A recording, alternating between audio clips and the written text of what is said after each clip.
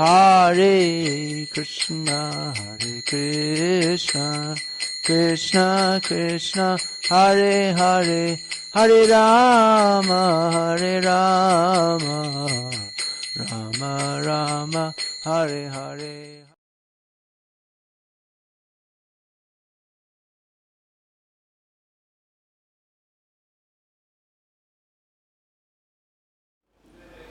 Or put it in silent mode.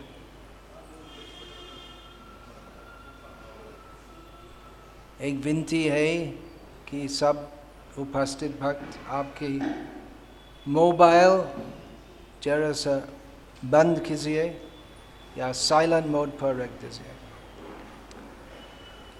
So, Srimad Bhagavatam, Canto 1, Chapter 2, Text 6. It's a well-known verse, so those who know it, they can chant also. Savai pung sang paro dharmo yato bhaktir adhokshaje ahaitukya pratihata yayatma suprasidati savai pung sang paro dharmo yato bhakti radhokshaje ahaitukya pratihata.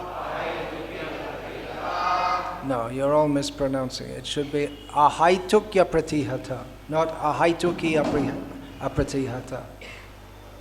It in Sanskrit, the vowel I coming before the vowel changes to ya. So it's a haitukya pratihata, flowing like this. Try again.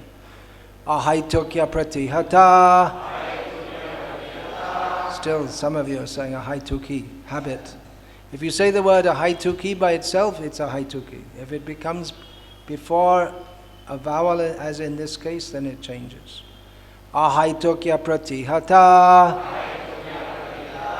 Yayatma suprasidati savai pung sang paro dharmo yato bhakti radhokshaje ahaitukya pratihata ahaitukya pratihata.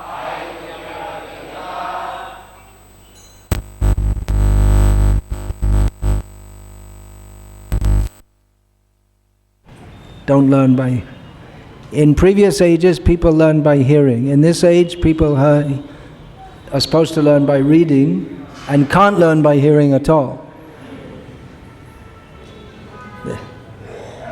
Yayatma suprasidati, which means they don't learn by reading either. It's just amassment of information. All right, someone else chant. Let's see who's learned this verse.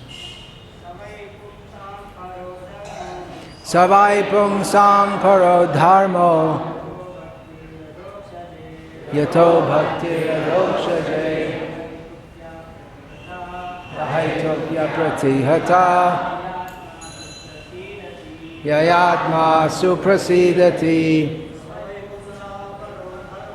savai pung sang paro dharmo yato bhakti radhokshaje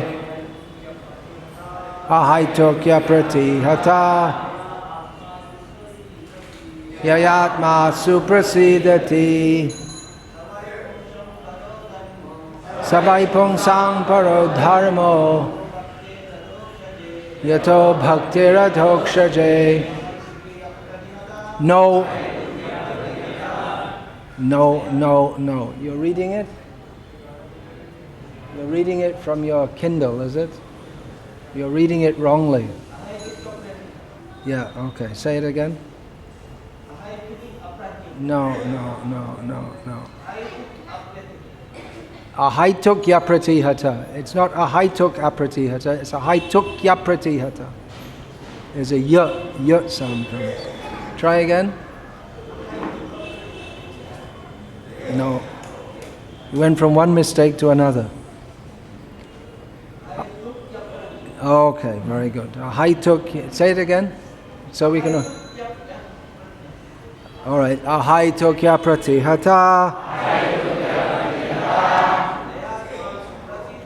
Yayatma suprasidati. Savaipung sang paro dharmo.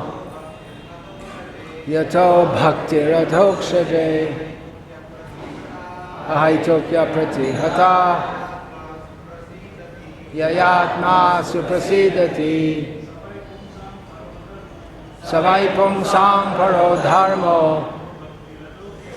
Yato bhakti radhokshaje. Ahaitukya pratihata. Yatma suprasidati. Savaipung sang paro dharmo. Yato bhakti radhokshaje. Ahaitukya pratihata. Yayatma suprasidati. Savaipung sang paro dharmo. Yato bhakti radhokshaje. No. Same mistake.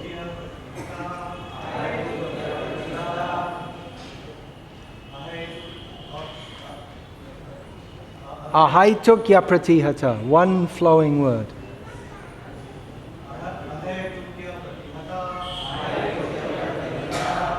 No. Ahaitukya pratihata. You can't hear the difference? You're chanting ahaituki apratihata, and it should be ahaitukya pratihata. Can you hear the difference? All right, say the difference. No. This is why we have to have Gurukul. They're all brains are already spoiled by going to college and all this kind of thing.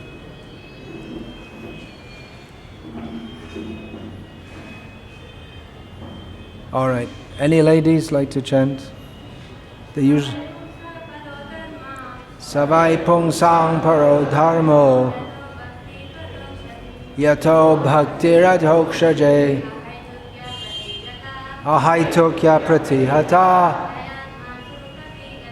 Yayatma Suprasidati Savai Pung Sang Paro Dharmo Yato Bhakti Radhokshaje Ahaitukya Pratihata Yayatma Suprasidati.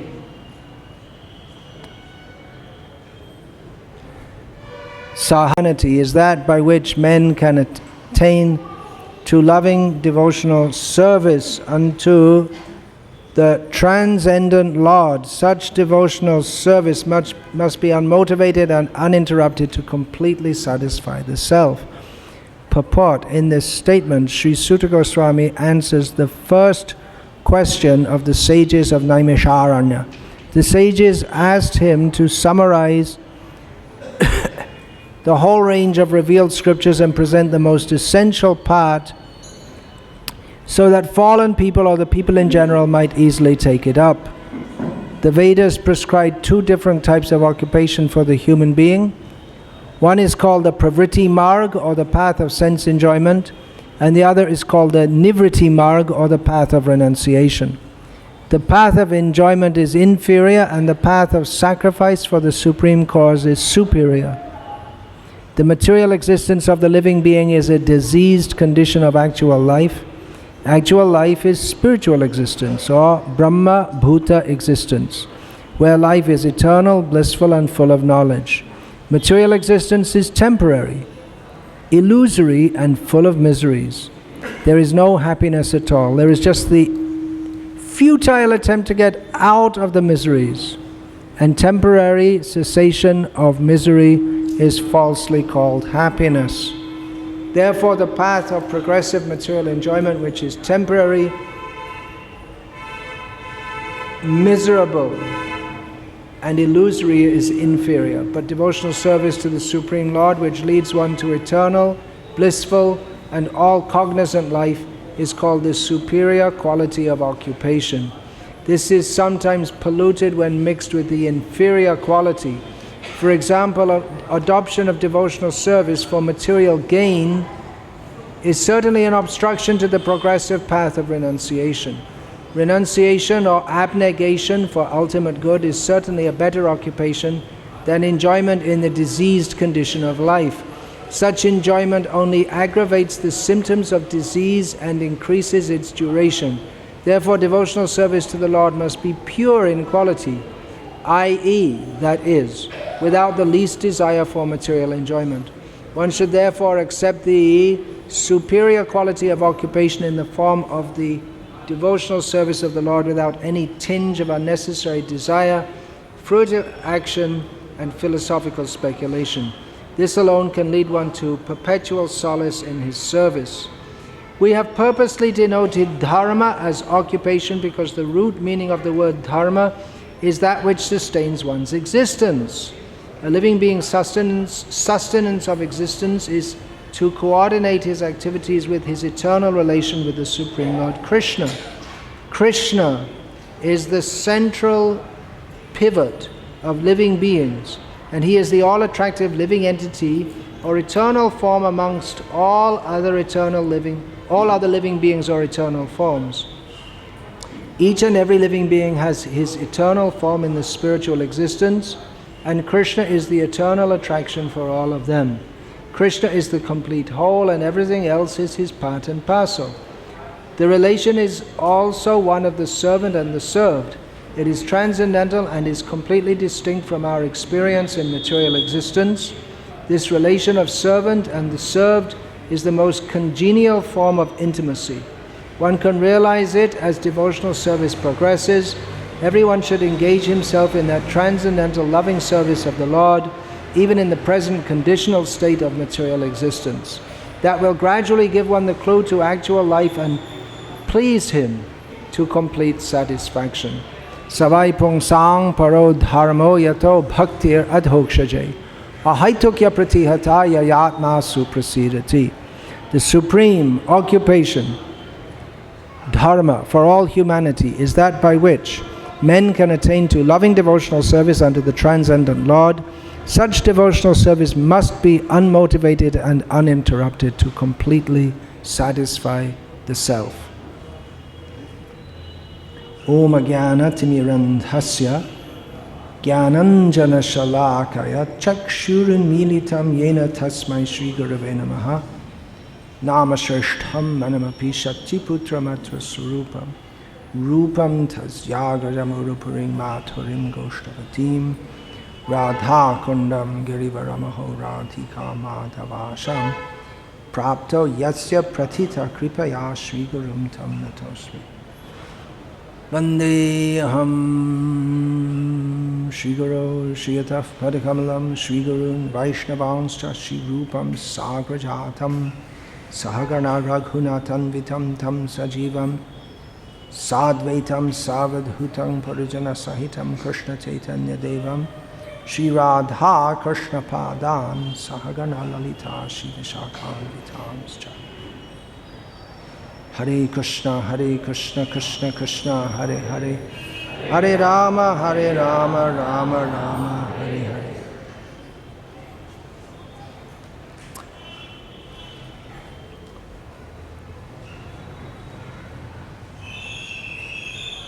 Is everyone feeling happy? Not very. There wasn't a spontaneous roar, yes. Well, you can try, but it's not spontaneous. You can turn these lights off, there's no need to unnecessarily have them on. It serves no purpose having them on except to waste some money and waste some of Krishna's energy.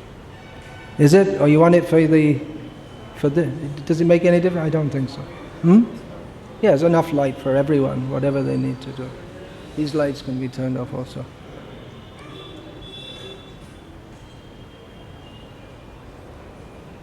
This Krishna conscious movement is a movement of bhakti.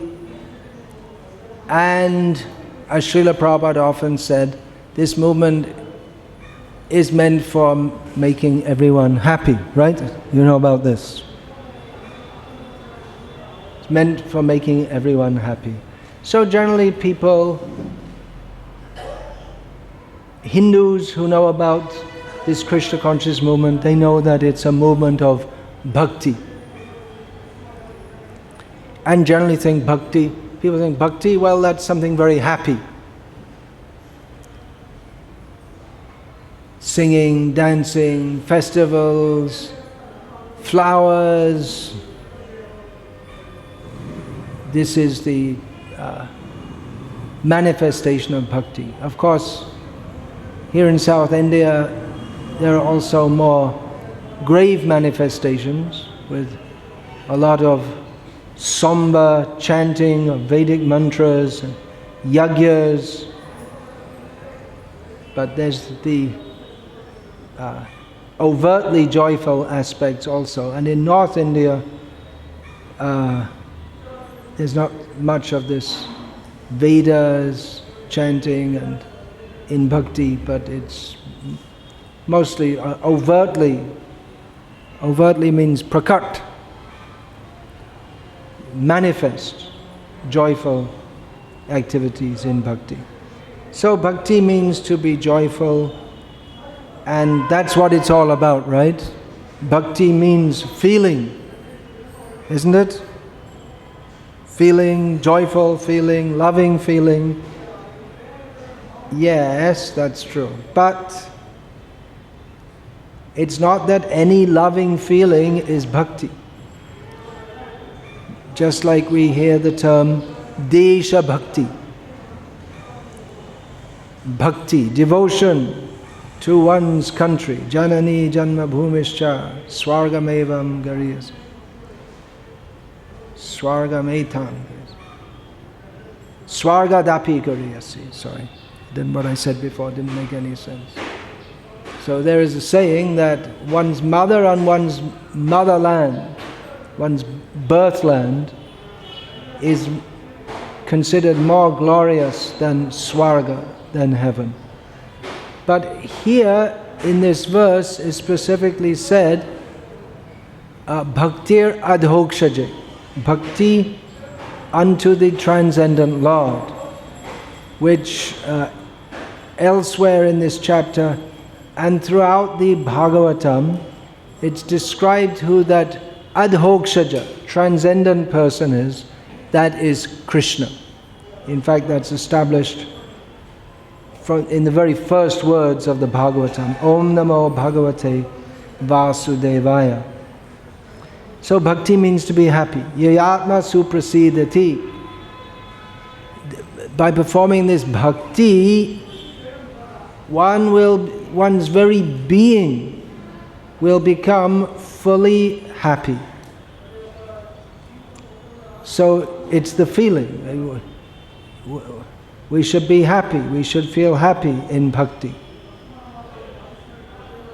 So people will say, the general understanding bhakti. General, I mean by among Hindus in general. General feeling is, well, you can bhakti, that means there's bhakti for your country or for your family or for Krishna or for Rama or for Shiva or for Saraswati or for Sai Baba or your Guru. Guru is good as God, better than God. So bhakti, that's the main thing. It's all about the feeling, the happy feeling, joyful feeling, loving feeling. But bhakti means to love Krishna. You may say, why even discuss all this philosophy when bhakti is it's just meant for love, so just love. And it doesn't matter who you love or how you love or why you love, because love is supreme. But no, Bhagavatam, which is the ultimate treatise on bhakti, given by Vyasadeva, he is more specific.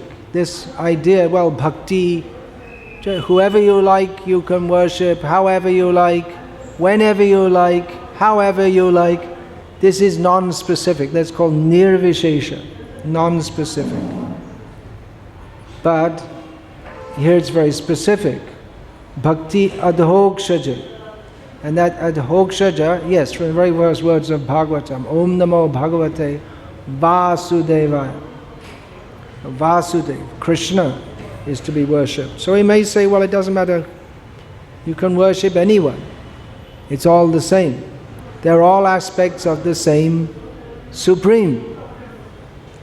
And sometimes to support this, or to attempt to support this proposal that, well, you just worship anyone.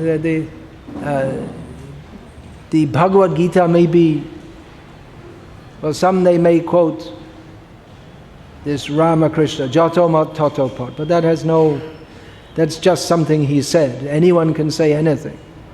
So he said that, but that doesn't make it authoritative. But more authoritative, definitely, than what this so-called Ramakrishna said is what Krishna says. And Krishna says in Bhagavad Gita, Yepi anya devata bhakta yajante shraddhayanvita tepi mam eva kaunteya. He says that those who are bhaktas, those who offer their devotion to other gods,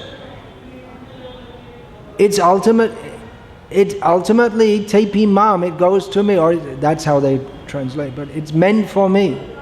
You know, if they worship with faith, that's the main thing. Yajante shraddhayanvita. They're worshipping with faith. Then Krishna says, Tepi mam eva kaunteya yajante. They worship, it's all meant for me, but avidhi purvakam. Yajantya vidhi purvakam. They're worshipping, ultimately it's all meant for me, but they're worshipping in a manner which is in the wrong way. So if you say, well, you're worshipping with faith and everything's ultimately meant for Krishna, and it's all bhakti, so it's all the same thing, so it doesn't matter who you worship, it's all the same. But Krishna says, avidhi purvakam, in the wrong way. And elsewhere in Gita, Krishna, he clarifies this, that worship, although it's that yajana, that worship or yagya, that is meant for Krishna, should be for Krishna, but if it's not specifically offered to Krishna, it's not the same. You don't get the same result. Yanti deva vrata devan, pitrin yanti pitri vrataha, bhutani yanti bhuteja madhyajinopi yanti mam.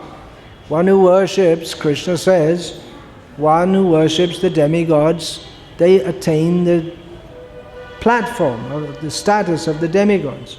Those who worship the departed ancestors, they go to them. Those who worship ghosts, they become ghosts.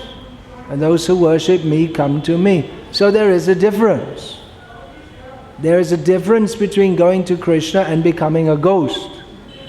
It's not the same thing. You may worship the ghost with much faith. So the factor of faith is the same and the factor of worship is the same. But the object of worship is different and there's a different result. So the point that one should worship with faith, that worship with faith that is meant for Krishna, but if it's avidhi purvakam, not done in the proper way, then there's a different result. And you may say, well, it's the puja is the same, more or less. They offer some lamp, some flowers, but there's something seriously wrong. That it's, if one is, there's a distinct difference. Worshipping ghosts, worshipping demigods, worshipping fakirs. This is prominent in modern India. Worshipping, Sai Baba was a fakir, some kind of Muslim mystic. We don't have anything against Muslim mystics, but there is a different result from worshipping anyone other than Krishna. So, it's not all the same. One has to understand. It's not just feeling. People will say, well, why discuss all this philosophy? Bhakti means you just sing and dance and you give your love to Krishna. But unless we know that it is to Krishna, why it is to Krishna, why do we offer to Krishna? Why not to Sai Baba? I feel in my heart, I have such a feeling for Baba. You may have a feeling, and it may be, in your estimation, bhakti, but it won't be the same, and the ultimate result will not be yaya atma suprasida. The ultimate result will not be that the atma, the very being, is fully satisfied, because the atma, the very being that we are, cannot be fully satisfied in relation to anyone other than Krishna, because that is our constitutional position, in relation to Krishna, not in relation to anyone else. So, although we may feel some happiness in worshipping anyone other than Krishna, that happiness is at least somewhat illusory. At least somewhat illusory. The tendency to worship, that is good, but we should know where it should be directed. Otherwise we will be misdirected, and although we may feel happy, that will not lead us to the position which Srila Prabhupada has given in English here, Satchidananda. Eternity, full understanding, and full bliss.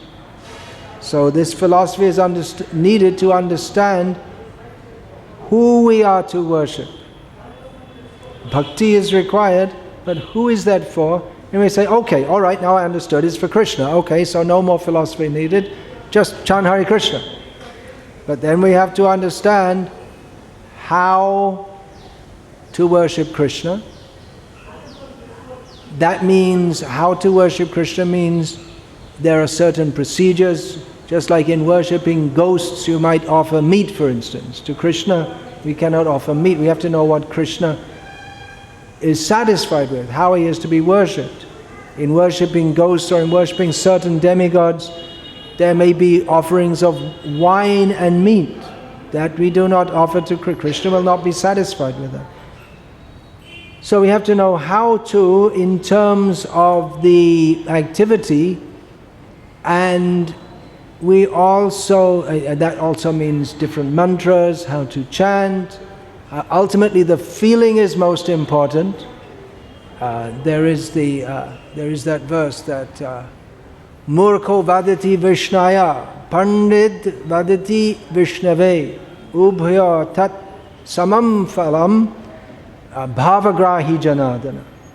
There's that verse is there that a learned person, while doing offerings, sacrifices or whatever, he'll offer Om Namo Vishnave, and someone who thinks he knows but doesn't know will say, who's foolish in this regard, not learned in some basic Sanskrit terms, will say Om Namo Vishnaya, because you say Om Namo Narayana, Om Namo Govindaya, Om Namo Madhavaya, then you may think, well, it should be Vishnaya, but it's an irregular case, so it should be Om Namo Vishnave. So both, according to this verse, get the same result, because Janardhan, which is another name of Narayana, Govinda, Madhava, Vishnu, he accepts the feeling with which it is offered. So you may say, then why bother about pronunciation or philosophy or proper grammar or any of these things? Just offer with love. But then one of the factors of love is that you don't go on and on making the same mistake if you're calling someone's name. Just like if the wife, a woman gets married and the husband's name is Sunil. Previously in India, you got married and then it was the first time husband and wife saw each other. So she might say first time, oh, Sudeep. Actually, she's not supposed to say his name at all. So it's a mixed example. She said, no, my name's Sunil. Oh, okay, sorry. But then after 20 years, she's still saying Sudeep. That means she didn't make any effort to say his name properly, which means she doesn't really have much regard. So if there's a mistake, all right, it's a mistake. But if you go on making the same mistake, that means you don't really have much regard for the person. So all this bhakti shiksha or education in all the details is also required. If we don't have education in the details, then again we come to nirvishesh. No details means nirvishesh, mayavad. Everything's all the same. Whatever you do, it's all doesn't matter. That means we don't. Bhakti means we take Krishna very seriously. We don't do it for our own. We're not performing. But I like doing bhakti because I become happy. Well, that's a beginning stage. But then the real level of bhakti is Aslishava padaratang pinashtu mama darshanam marmahatam karotu va yatha tatha va vidathato lampato mad prananathas sa evanapara. This is Chaitanya Mahaprabhu prayed like this in the mood of Srimati Radharani. It is the ultimate expression of love which we aspire to follow. Chaitanya Mahaprabhu says that you may embrace me or crush me under your feet. You may make me broken-hearted by not appearing before me. But in any situation, even though you may not care for me, or you may superficially show some love for me, but you're just running here and there, whatever it may be, whatever the situation is, you are my worshipful Lord, the Lord of my life, without any condition, unconditionally. So this is love, this is bhakti. That we give ourselves to Krishna, then we feel the happiness of bhakti. Not that we think that, okay, Krishna, make me happy. That's back to front bhakti, that's not bhakti. So all these things have to be understood, and the Bhagavatam teaches us that, both philosophically and by giving examples of devotees who were ahaitukya pratihata bhaktas, who were completely selfless and totally dedicated in their love for Krishna. We hear about Prahlad and Ambarish and so many great devotees who they're on the platform of pure devotion to Krishna. We hear about Dhruv Maharaj, who wasn't on the platform of pure devotion, but who came to that platform.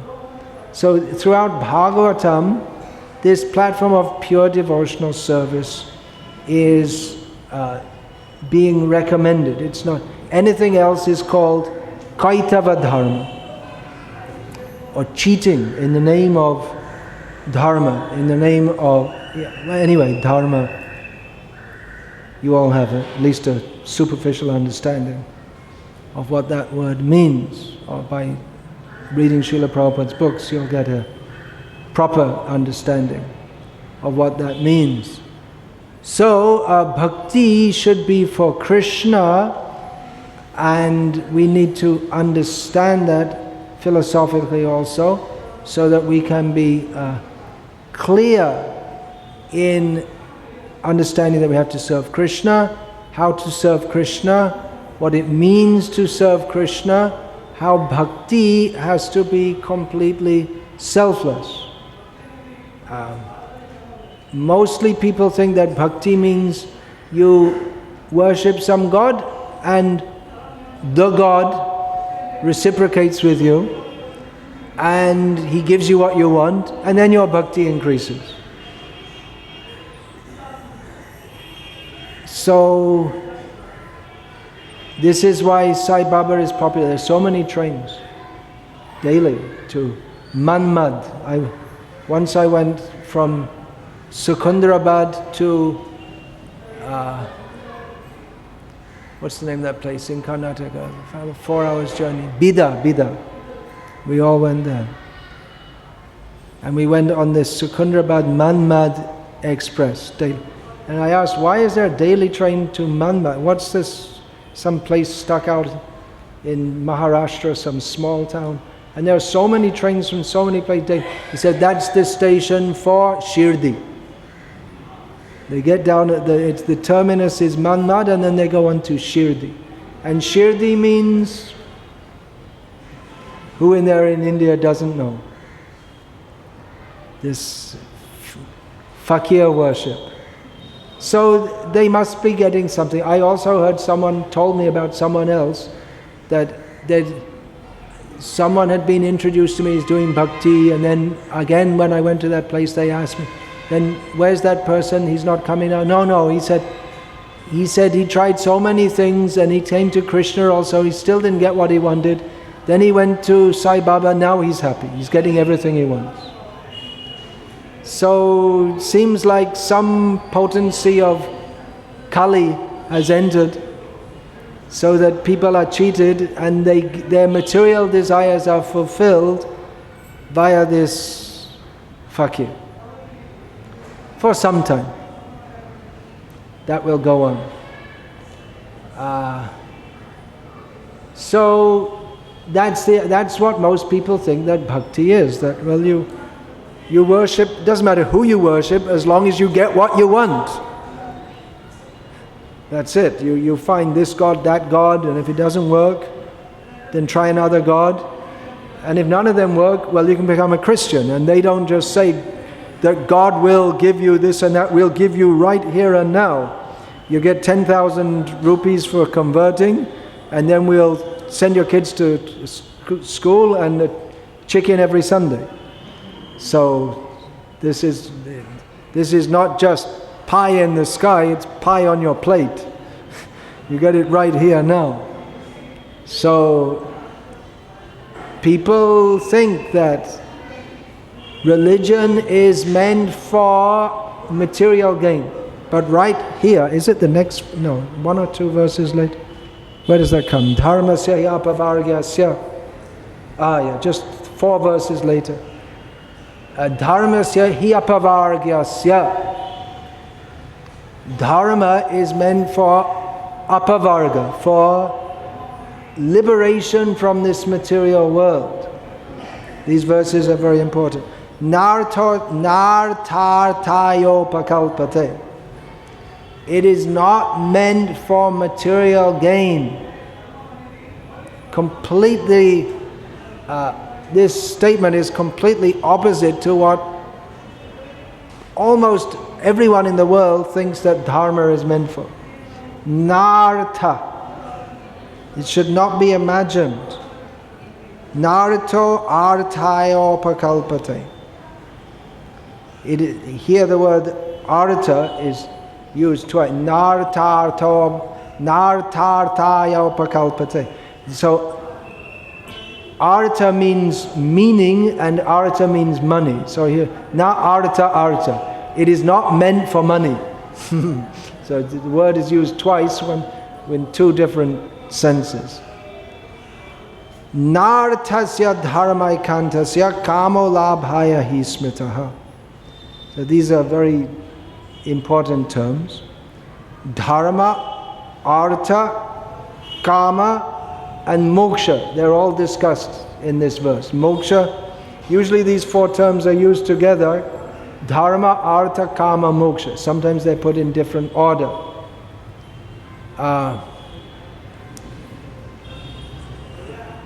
people who sometimes they put artha first because they think artha is most important and dharma is a means to get artha. So artha, money is the most important. So artha, dharma, kama, and then moksha. Okay, well, all right. We'll think about that later. So here, all the four are discussed: dharma, artha, kama, and apavarga, which is another way of saying moksha. And the conclusion is that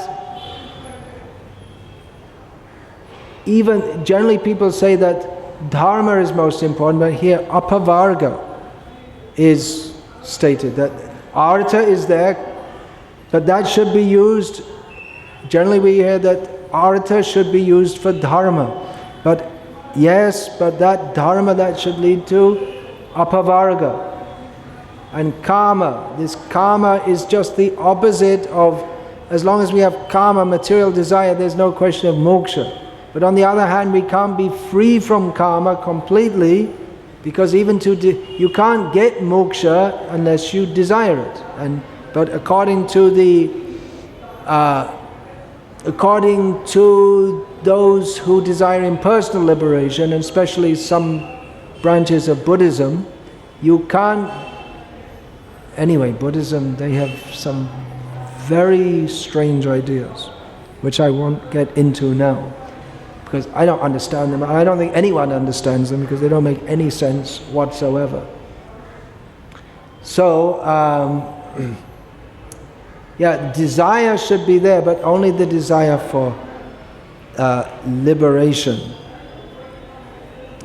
which is further defined here in Bhagavatam.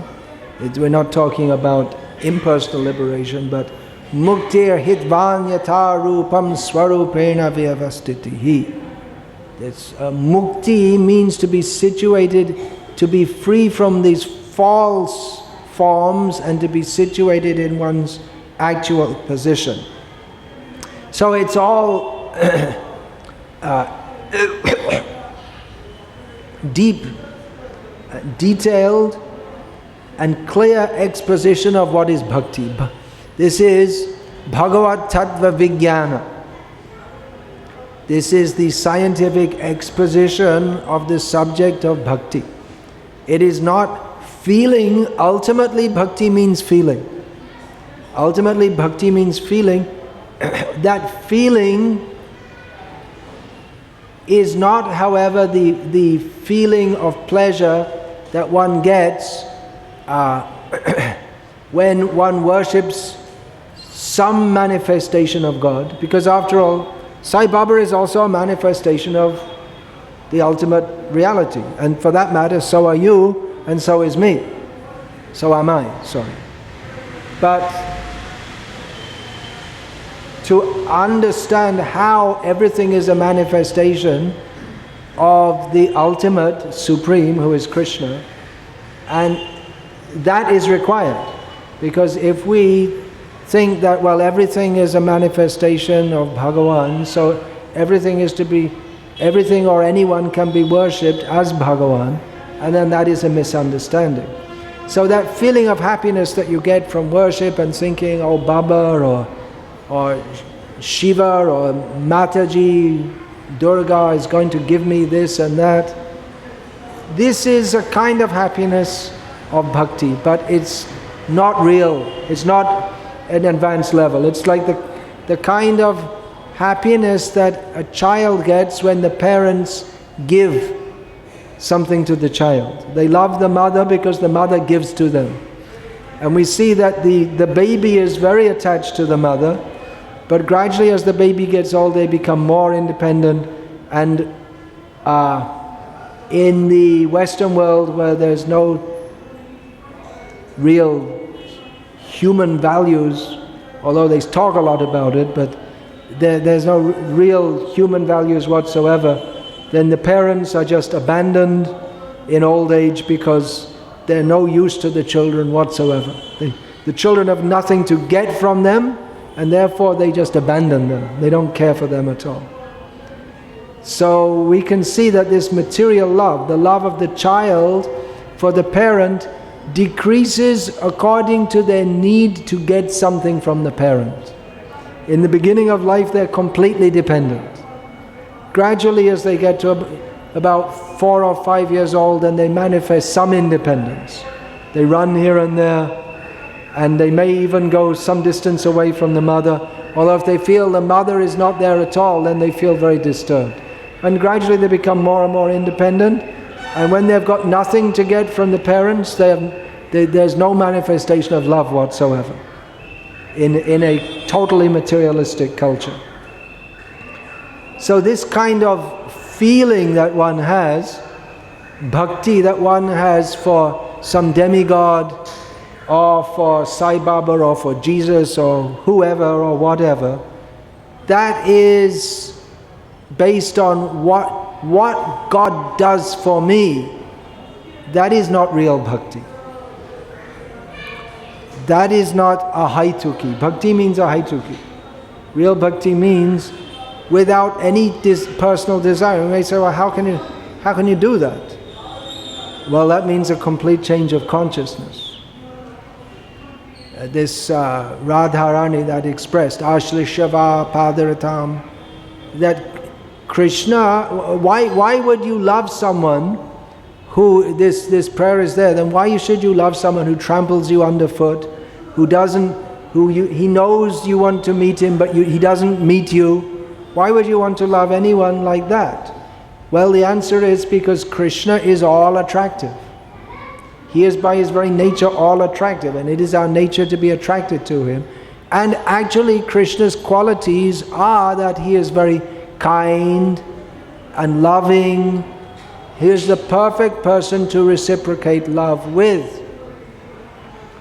He completely gives himself to his devotees, and only he can completely give himself to his devotees. No one else can do that. No, even if we say, well, I want to worship Shiva or Sai Baba without any personal desire, but no one else can reciprocate as can Krishna, because that is his constitutional position to be the prananata, to be the Lord of the life of every living being. That isn't the constitutional position of anyone else. The constitutional position of everyone else is in relationship to Krishna. So Krishna is that person who should be worshipped and who can perfectly reciprocate with us. And Krishna does. Krishna gives himself to his devotees. That sadhunam hridayam mahyam sadhunam hridayam tvaham maranyatena jananti nahang tebhyo managapi. The devotees are the heart of Krishna, because Krishna becomes indebted to them, because they completely give themselves to him, and Krishna reciprocally gives himself to them, and Krishna is the heart of the devotees. The devotee cannot think of anyone but Krishna, and Krishna cannot think of anyone but them. We may think, well, there's so many devotees, and then how do I get in there? Well, das anudas anudas, becoming the servant of the servant of the servant of Krishna. But Krishna also personally reciprocates with everyone. By Krishna, he can do that. No one else can do that. They can't reciprocate with everyone, but Krishna personally reciprocates with unlimited numbers of devotees, which is possible for Krishna. That is not possible for anyone else. Of course, within this world there are great personalities like Lord Shiva and various demigods. They do answer the prayers of their votaries. But within this world they have such a facility. That's not an eternal position to do so. And the demigods, they're also temporary, and the boons that they give are temporary. Therefore, antavatu palangte shantad bhavatyalpamedasam. The people who are foolish worship demigods, and they get something from the demigod, but they only get something temporary. And the position of the demigod is also temporary, with the exception of Lord Shiva, whose position is an eternal position. but it is not our eternal position to eternally relate with Him. So, bhakti means for Krishna. Bhakti means it should be unmotivated. As long as we have some personal motive in approaching Krishna, then there's no real or full bhakti. There are terms, karma mishra bhakti, jnana mishra bhakti, that we worship Krishna with some material desire, or we worship Krishna with the desire for liberation. But that cannot fully satisfy Krishna, and that won't fully satisfy us either. In fact, although most people who come to bhakti do so with personal desires, that is not recommended. Most people, they come to Krishna not with pure devotion. That's stated by Krishna himself in Bhagavad Gita. Chaturvidha bhajante mam jana sukritino arjuna artho jignasur artharthi jnani cha bharatarsha. Krishna says, 4 kinds of people approach me. They are pious people. They are those who want money, those who are interested but not really, not very serious to surrender to Krishna, but just interested. And those who are distressed, and those who are in knowledge of Krishna. So there are different people. Most people come to Krishna either for getting money or relieving distress, or a mixture of those 2 conditions. Relief of one major manifestation of distress is poverty. So most people come to Krishna for that, or they may come to Krishna thinking that, well, Krishna is Yogeshvara, so by worshipping Yogeshvara, I can also become liberated. Krishna is the Lord of the yogis, so He can help me to become liberated from this material world. So one may approach Krishna like that, but that is not pure devotion. And bhukti mukti spriha yavat pishachi hridi vartate tavat bhakti sukhasyatra katham abhyudayo bhavet. How can the happiness of bhakti manifest in the heart of someone within whose heart reside the pishachis? In English, that's translated as witches. The witches of desire for material enjoyment and the desire to become free from material enjoyment. If bhakti is executed for either of, be free of material enjoyment means to be free of material distress, but the desire to become liberated without the desire to surrender to Krishna, then that inhibits our devotion to Krishna, because it's a personal desire. It may become purified by good association, but in and of itself, it is a personal desire, is a hetu, is a desire which is not the desire to serve Krishna. Haituki means without any personal desire. So this word bhakti, it's a well-known word among Hindus, but it's a much misunderstood word. What goes on in the name of bhakti, most of it is not according to this standard. Savai pungsang paro dharma yato bhaktir adhokshaje ahaitukya pratihataya yatma suprasidati. Is not to this standard. That is the actual transcendental position which fully satisfies the self.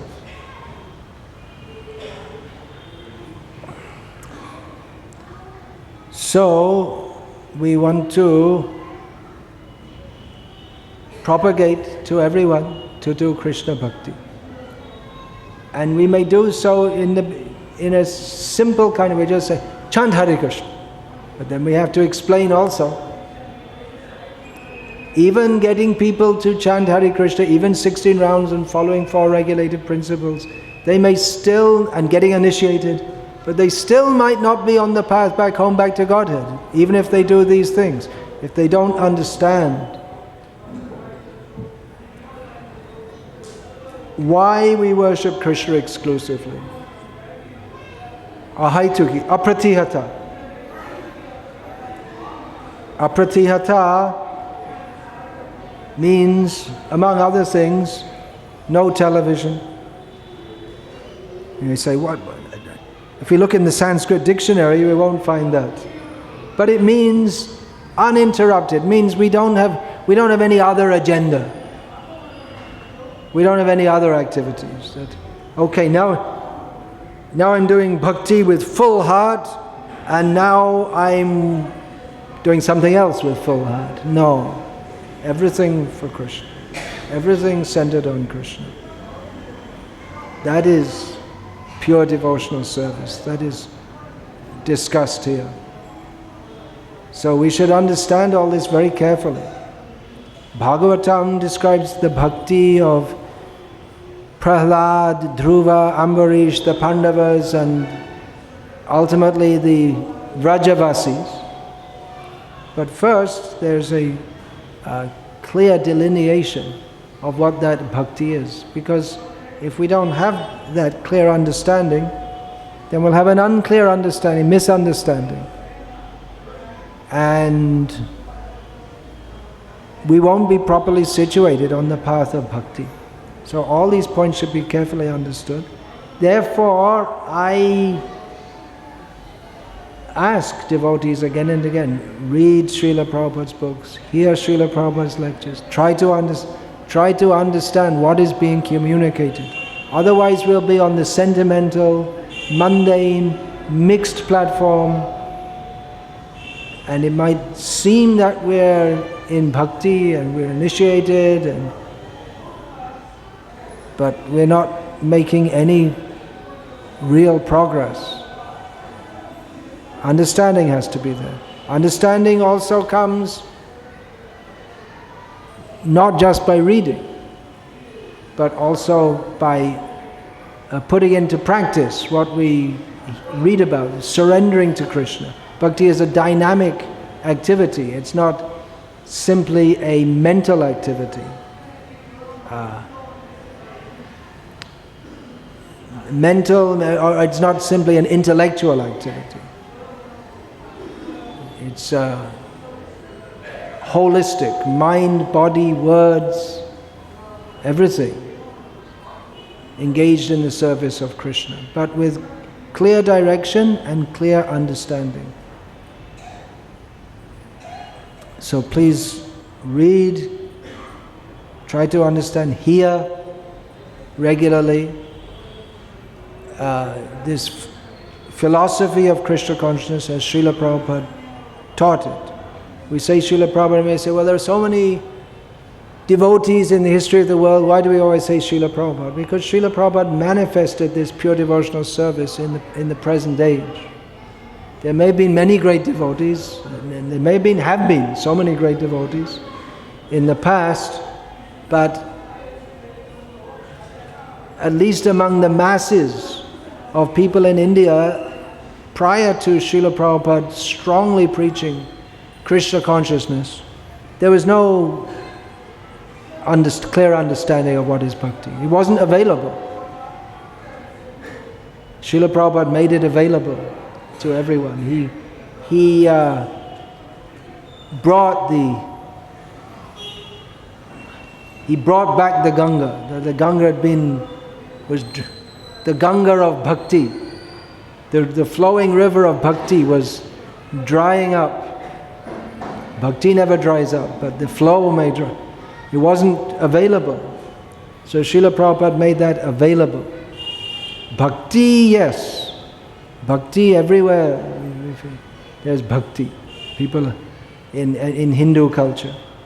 But Srila Prabhupada, he made that available, so we quote him. We're not saying that great bhakti sadhus of the past are bogus here.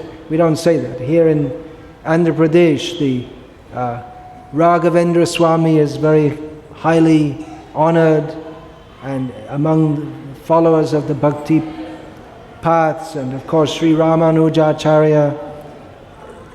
These are great devotees. We bow down at their lotus feet, but their teachings of pure devotion,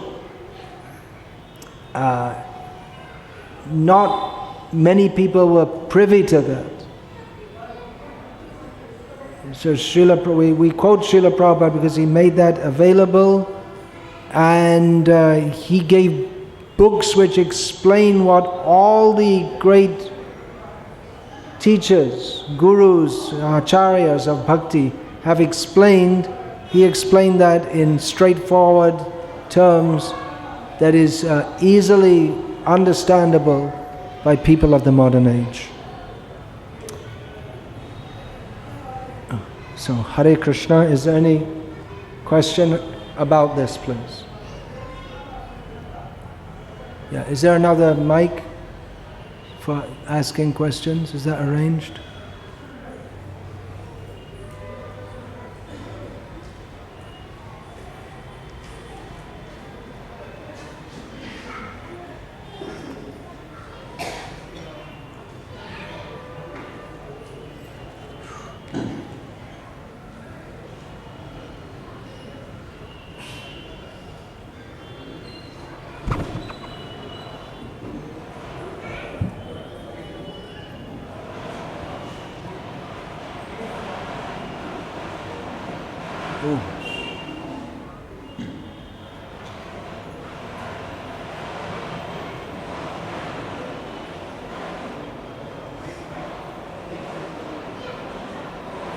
Okay, just speak and I'll repeat it. Okay.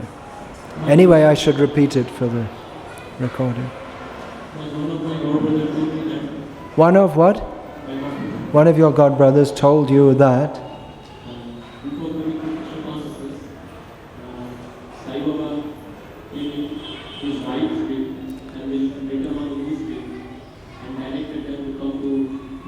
Sai Baba came in his dream and his wife dreams and told them to read Prabhupada's books. He became very convinced. So that proves that Sai Baba is actually a good guy after all. Does it?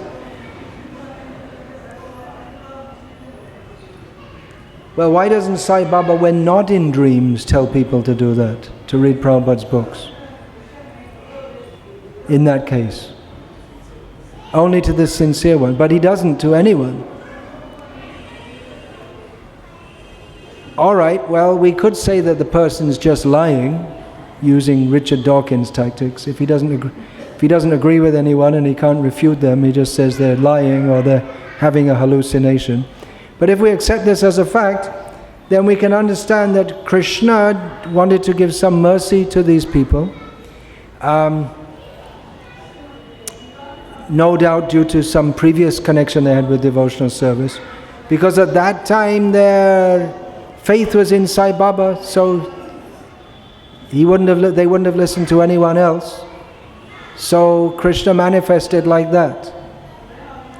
But the real mercy will be when they understand that Sai Baba is bogus. If you read Prabhupada's books and you still think that Sai Baba is something wonderful, then you didn't really understand anything. In Mangalore years ago, there was a man, he said he wanted to get initiated by me, but he said he had been in the Ramakrishna mission for years, and he said it was through Ramakrishna Vivekananda that I came to Krishna consciousness. And I didn't want to initiate him, and I said, unless you get this nonsense out of your head, I'm not going. He was chanting 16 rounds, reading Prabhupada's books, following 4 regulated principles. Eventually he got initiated. He went to Mayapur and met a guru there and got initiated. You know who I'm talking about?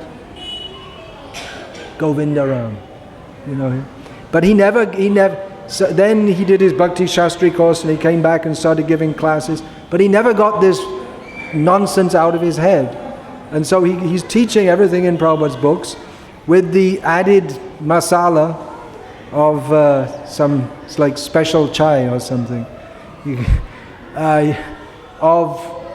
Well, actually Ramakrishna is quite good in this, and so he never got it out of his system. So he's never making, for all that he does, he can never katama abhyudayo bhavit. He can never actually understand what is Krishna consciousness. As long as you have any affinity or misunderstanding in this way, then you've not really understood what is bhakti. So it may be that Krishna, who is the Lord in the heart, matasmriti jnanam apohanam cha, he may manifest in various ways to show mercy, but then the real mercy will come when you give up your any kind of good feeling. Bhakti means that one should have good feeling for any kind of good feeling for those kind of people. Bhakti means one should have full attraction to Krishna and no sympathy whatsoever for any of these people. You can't have both. Well, there could be some kind of nominal sympathy. Just like, for instance, we may say, it's better to worship Sai Baba than to become a ranting anti-Vedic Christian who wants to smash his deities and like this. Because even though they're misled, they still have some superficial respect for Vedic culture. So you could say it's better than something else, but it's actually offensive to worship Sai. Just like this, not Shirdi, this one, Andhra Pradesh Sai Baba. There are things like this. The well-known Venkatesh Suprabhatam, Shri Venkata Chalapate Tava Suprabhatam. You all know it. Everyone who's a pious Hindu in Andhra Pradesh, they know this. So they made this whole song, someone made a recording of this whole song, taking out the terms Venkatachalapate and putting in his name instead. Now, isn't that sinful?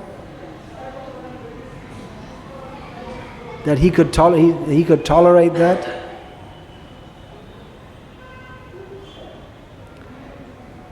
So there are serious problems there with Sai Baba. Yeah. You take the mic.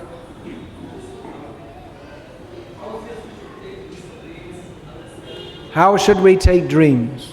Dreams are mostly nonsense, but there may be some good things in them also. If in a dream you see the arati of Radha Govinda going on, that's very nice. Many times devotees told me that I appeared in their dream. And it's not just me, but my godbrothers and this, or Srila Prabhupada appeared in their dream. So again, I understand that Krishna manifests, that we understand that Guru is a manifestation of Krishna. The Guru is the outward manifestation of Chaitya Guru. So Krishna appears in that form and says something which he feels that needs to be communicated. So he does so in the form of the person who they trust.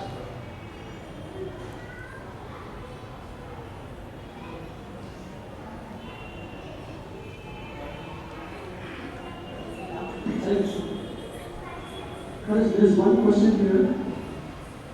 Mataji is asking, where's the source of this? Oh, okay. Yeah. That's what happens when you go from personal to impersonal. You can't find the source. So the sound is just coming from somewhere, but I don't know. What's the source? Well, the sound is all around the room. That's impersonal. But there is a source also.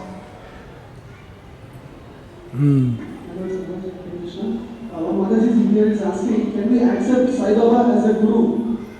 You can accept Sai Baba as a guru. The question is, can you accept? You can if you're a damn fool, and you'll go to hell. Guru means who teaches us what is real.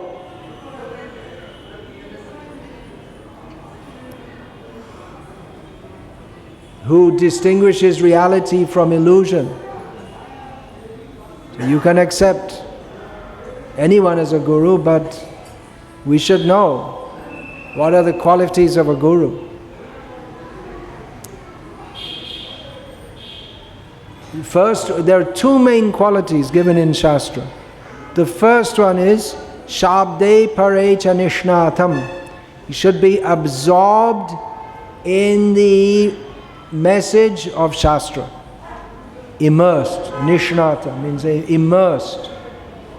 And the second is Brahmanyu Pashamashrayam, who has taken shelter of the supreme truth via the parampara system. So, Sai Baba doesn't fit in that. He's teaching something, but it's not according to Shastra. So disqualified. Who asked this question?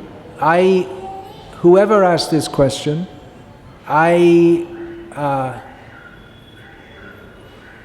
it may sound very harsh to you, but I request that you read in The Science of Self-Realization by Srila Prabhupada, the section on understanding who is a guru. Don't think that I'm just sitting here, I came to bash Sai Baba. Not bashing Sai Baba, bashing everyone who is cheating others, so that they can come to the actual platform of understanding, so that people can come to the actual platform of understanding who we should worship, so that we can get ultimate benefit. If you worship Sai Baba or if you accept him as a guru, you may get some benefit, but you'll also get punarapi jananam, punarapi maranam, repeated birth and death.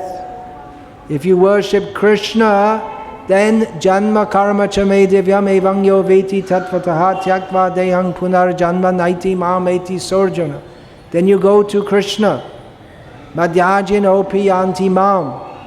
Manmana bhavamad bhakto madhyaji mang namaskuru. Mame vaishyasi. Krishna says again and again, you worship me, you come to me.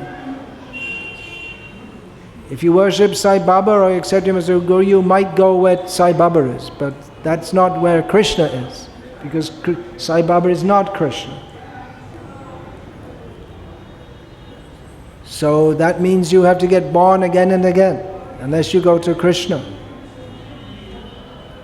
So we should understand what it means to accept a guru, what it means to worship. That's why we're discussing this philosophy. If I had spoken all nice stories about Krishna, everyone would have been very happy, no doubt. But those whose misunderstanding about Sai Baba is that Sai Baba is Krishna, they wouldn't have benefited at all, because they would have gone on with their misconception, and they may still go on with their misconception, but now by hearing this they may have a chance to come out of that misconception and actually start to make some real spiritual progress. So that's why it's required to discuss all these things.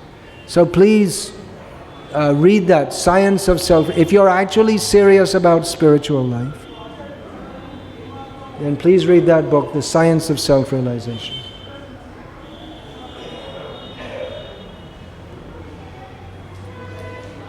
Yeah, okay, so.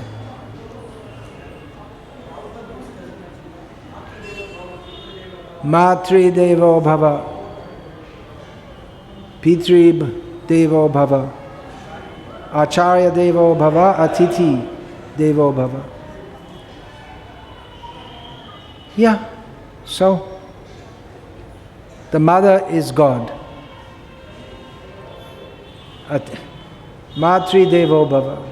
Pitri Devo Bhava. The father is God. The Acharya is God. And the guest is God. These are well-known statements from Vedas. So yeah, those statements are there, but they should be understood in context.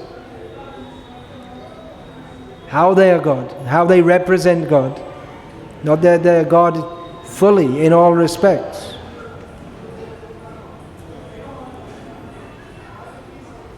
Practically to the child, the mother is God. The child is fully dependent. Mother is godly if she represents Krishna. Otherwise, she can be a Rakshasi also.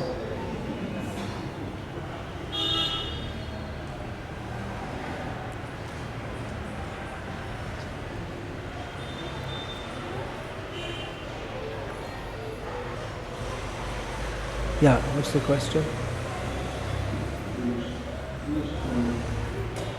This age, how is it possible to perform Bhakti and also keep Bhakti in the cities and all the atmosphere is... You're really into Varnashram, aren't you? All his questions are aimed at that. How is it possible to perform a Haituki Bhakti, a Haituki Pratihata Bhakti, if one is living in the cities? Go and join Madhukanta on the farm. I guess that's the answer you are looking for. Well, it's a fact. It is difficult. It's not impossible, but it is difficult to perform unmotivated, uninterrupted devotional service if one is in association with people who have very different motivations, and one is obliged to perform activities which have no connection with devotional service, and which you're not allowed to connect with devotional service. You may not even be allowed to put a picture of Krishna on your wall, in your office, in many companies. So, I discussed that the other day, if you remember. I'm sure you do. That more favorable position is to place oneself in a position where one can perform devotional service without any other distraction.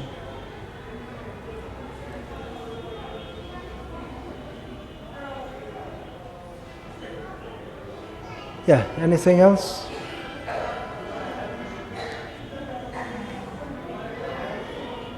All right, but just wait then.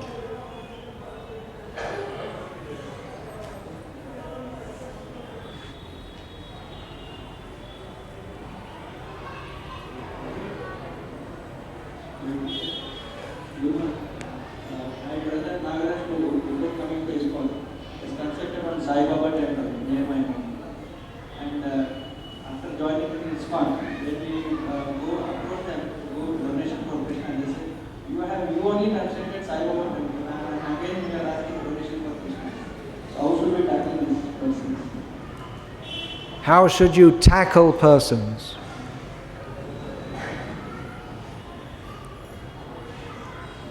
Due to my background, tackle makes me think of soccer or rugby. In rugby, you tackle a person by grabbing them, pulling them to the ground. How should we tackle persons? Because your brother previously constructed a Sai Baba temple, and now he's going and asking for donations for Krishna. And people who are very expert in avoiding giving donations to anyone or anything, they use this as an excuse to not give, because they said previously you asked for Sai Baba and now you're asking for Krishna. Well, tell them, I didn't, at that time I didn't know who should actually be served. Now I know. That is Krishna. That's why we're asking a donation, so that we can push on this Krishna conscious movement. What happened to that Sai Baba? There's a trust, or is it a family trust, or what? It's gone to the government. He was a good temple, making plenty of money, huh? So the ministers didn't have enough crores in their. They never have enough crores in their pockets. So build a temple and give the money to... Now it'll go to Telangana. That's why they don't want to give up. Politicians don't want to give up Telangana, because then they get less... The Andhra politicians get less money. And the Telangana politicians, they want it so they can get... Why these Andhra politicians are getting all the money? We want our own... We want the right to cheat the people of Telangana. We are from Telangana. Why are these Andhra people cheating them? We will cheat them. It's just like Indian independence. Why are these British people taking all the money from India and taking it? We'll take it. We're Indian. We should we should have the right to cheat our own people. And Indian people feel satisfied. Oh, we're not getting exploited by British. We're getting exploited by Indians. Desi cheating.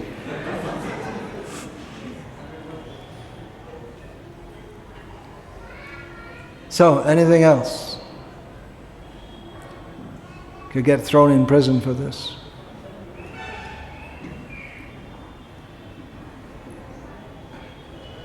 Is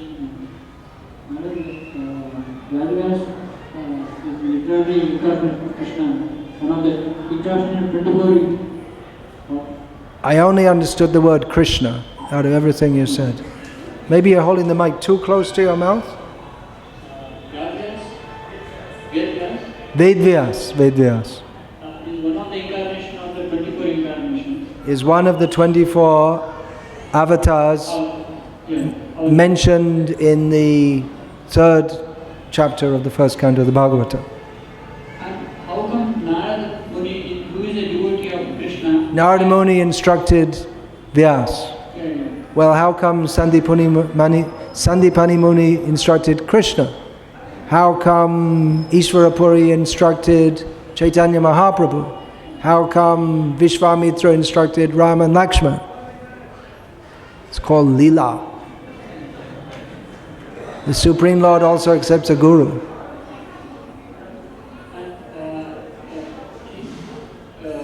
was written the Shiva Purana, where he mentions Shiva as a Bhagavan.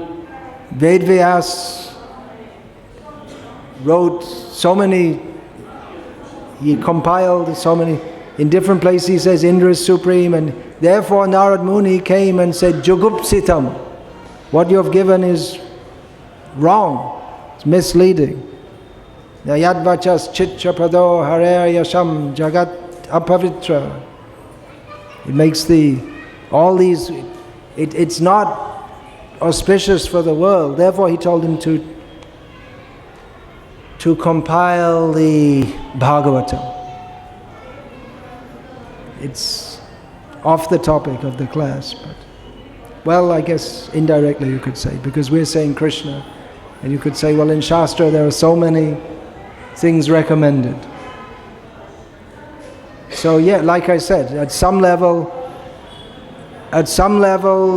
Sai Baba worship is better than becoming a Christian. So at some level, to believe that Shiva is supreme, better than nothing. It's not the ultimate truth, but it's at some level it's good. That yepi anyate yo yang tanang bhakta shraddhaya achitan ichchati tasya achalang shraddham tameva vidadhamyaham. Krishna says, those who desire to worship other gods, I make their faith in that God immovable, Krishna says. So one of the ways he does that is by giving Shastras with all these misleading statements. You may say, well, people get confused. Yes, but they're confused, but they're not falling down to total animal life. They accept the Vedic culture, so they're confused in a better way than they would have been if they didn't have Shiva Purana. It's all in the plan of the Lord.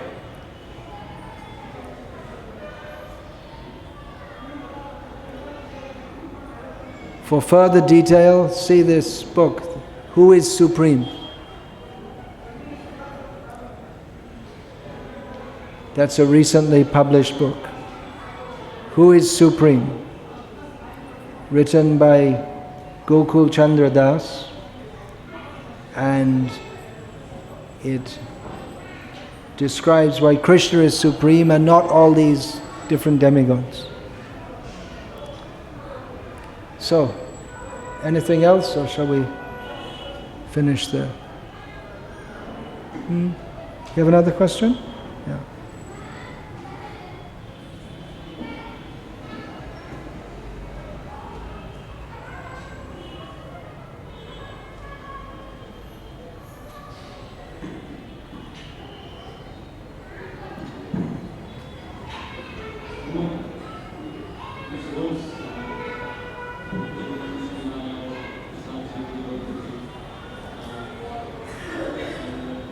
I can hardly hear you. Yeah. Where is this verse from? It's Srila Prabhupada says it's given by Rupa Goswami, maybe in Laghu Bhagavatamrita, something like this. It's Bhakti Rasamrita Sindhu. And many of the verses which Rupa Goswami quotes are taken, if they're not from Bhagavatam, they're from Narada Pancharatra, or maybe his own composition also. If it's his own composition, means it summarizes the teachings of Shastra. Just like that important verse of his, that Anyabhilashita shunyam jnana kamadhyana avritam anukulyena krishnanishilana bhakti ruttama. It summarizes the teachings of the Shastra. It's parallel to this verse which we read today. Savai pungsang parodham yato bhakti radhoshati ahaitukya pratihataya yatma suprasid. It parallels it. There are haituki, supreme dharma, and a haituki. That those elements are there.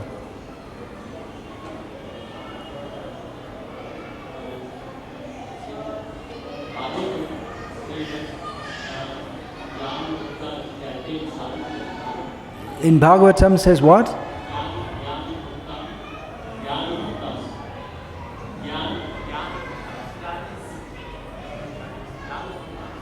Gyan avatars. Jnana bhaktas. They attain sarupya mukti.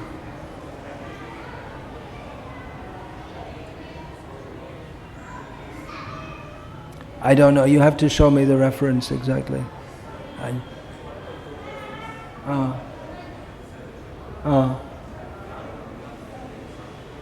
Yeah, but you have to see the context. Gyan, the word Gyan doesn't always mean impersonal liberation or tending toward impersonal liberation.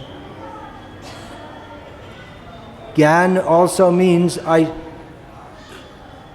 within the Gauriya context, Jnana also means Aishvarya Gyan, knowledge of the Lord's opulence.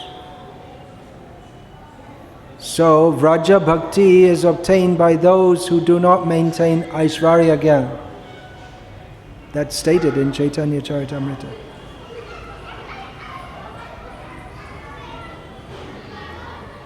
What is that? Aishvarya Gyane Napai Vrajendra Nandan. If one has Aishvarya Gyan, knowledge of the Lord's opulence, and he doesn't attain Krishna as Vrajendra Nandan, Krishna in Vrindavan. So everything has to be understood contextually.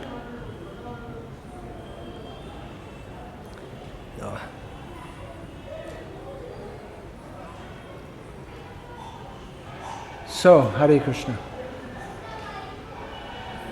More questions? Okay.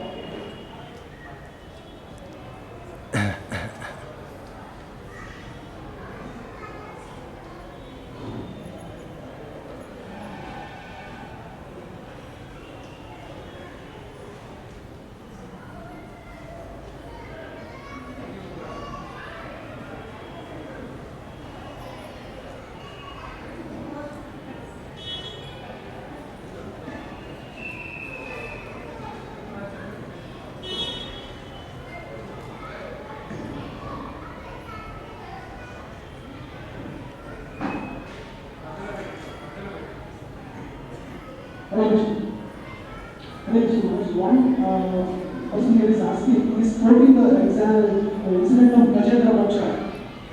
And his question is, it looks like in the current, it looks like nobody takes to Krishna consciousness or Dila Bhakti until they are totally helpless condition. So what should we do to get to that state without getting into a helpless condition? That's an interesting question. Mostly it seems that people take to Drida Bhakti, very firm bhakti, if they're in a helpless position. Given the example of Gajendra, but there are so many examples. So how do we get firm bhakti without going through that difficulty, without coming to a nasty position? Well, Srila Prabhupada comments that in his commentary on the first verse of Upadeshamrita, that an intelligent person learns by hearing, a less intelligent person learns by experiencing. And we can add to that a completely foolish person never learns anyway, in any circumstances. So, we should learn by hearing. We are in a helpless position. If we think that we're not in a helpless position, that is our extreme foolishness. That at this very moment we're not being beaten with sticks doesn't mean it's not going to happen. Birth, death, old age and disease are extremely painful.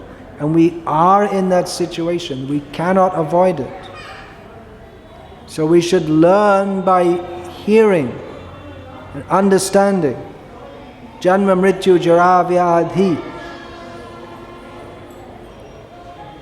We have to suffer birth, death, this old age and disease. This is suffering. Only due to Maya we think that we're not suffering, we're free. So that suffering can be an impetus. If we think that I don't really need to surrender to Krishna because I'm not suffering in very much. Well, we could pray as Kunti prays if we dare to. Vipada santu ta shashvat tatra tatra jagadguru bhavato darshanam yat syad apuna bhavadarshanam. Give me difficulty. Give us lots of difficulty. So by seeing all these, by being in these difficulties, we'll remember you. We'll see you, and by seeing you, we won't have repeated birth and death. If we dare to, we can pray like that.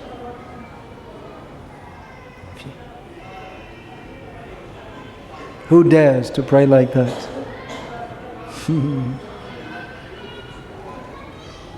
We should pray like that. But we're always thinking how I can get the best of both worlds, not understanding that there's nothing good in this world. So if we think that, well, I want to get pure devotion to Krishna, but I also want to have lots of money and prestige, and my children should go to America, it doesn't work. Even if someone cheats you and tells you that all this is your cultivating your material desires is actually devotional service, but you're being cheated. Even if it's an ISKCON guru who tells you. Material desires and devotional service, surrender to Krishna, are not the same thing. So by telling you that by having a good career and having a good job, that's your devotional service, it's just cheating, that's all. It's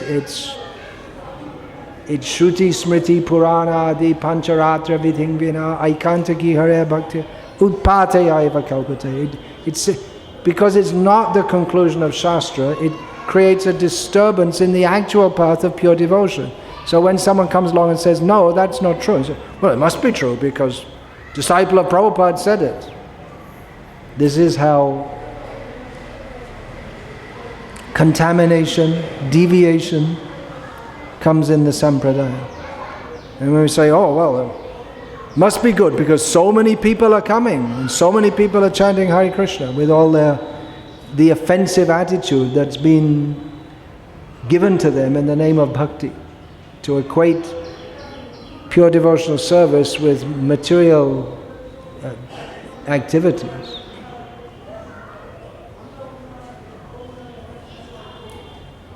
So that's why I say read Prabhupada's books, but then you have to read the books as they are, not with the filter. When Srila Prabhupada says surrender to Krishna, what he really means is I should study hard and get a good job and earn lots of money. What? Well, that's what I learned at the ISKCON temple. Really?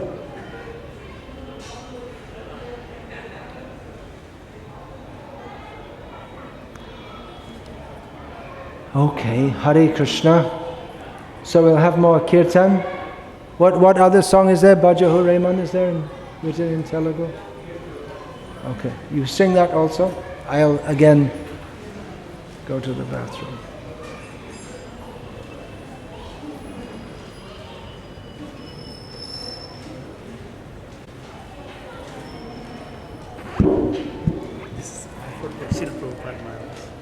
It's offered to Srila Prabhupada. Jai. Hare Krishna. Such nice things should be offered.